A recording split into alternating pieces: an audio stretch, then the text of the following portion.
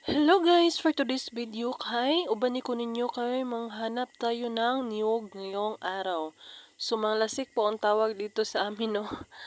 So double purpose yung natin maghanap tayo ng niyog na pangbenta at pangkain ng manok at saka pangkain na rin ng baboy. So naghahanap ako dito sa may kalubian namin. So hindi pala to sa amin yung kalubian na to guys, kasi nagbabantay lang kami dito, no. So hindi to talaga sa amin. So kaya naghahanap ako dito ng niyog kasi may mga nalaglag siya tuwing gabi. So parang may narinig ako kagabi na guys ba na tagak bitaw, kumakalabog. So ayan, pagka umaga naghahanap na ako dyan ng niyog, baka may makita ako. So may pangbenta na tayo guys, no, kasi sobrang mahal ng lubi dito sa amin, mga siguro mga 15 kilo na taga piraso niya. So kaya hindi natin sasayangin guys, kasi hanapin pa rin to ng iba, kaya tayo na lang maghahanap, no, kasi malapit lang naman dito sa tinitirahan na namin, bahay kubo namin. So kaya naghahanap na ako dyan. So kaya meron na akong nakitang lubi dyan, no.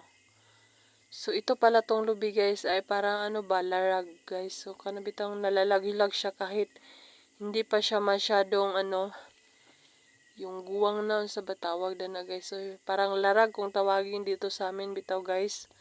So itong nakita ko ay pangbahog lang to siya ng manok at saka baboy, kasi hindi to siya pwedeng mabinta. Pwede may mabinta pero kawawa naman yung bibintahan natin nyo, kasi wala naman to siyang may unod nga siya sa sa ilalim, pero kung baka namukupos bitaw siya guys.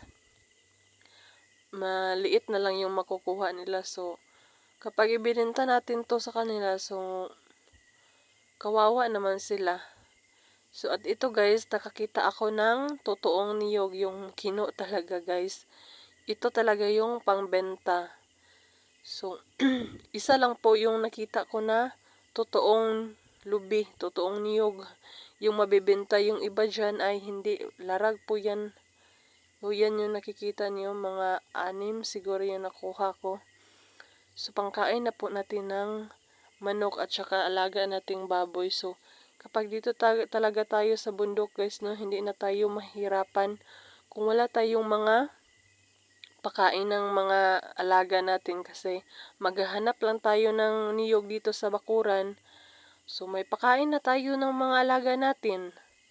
So at ito guys, pauwi na ako dito. So nagkabaguod kita dira guys, no, kay bugat man atong dala. So nagvideo-video pa gid ta. So basta content creator ta, mangita man gid paraan guys.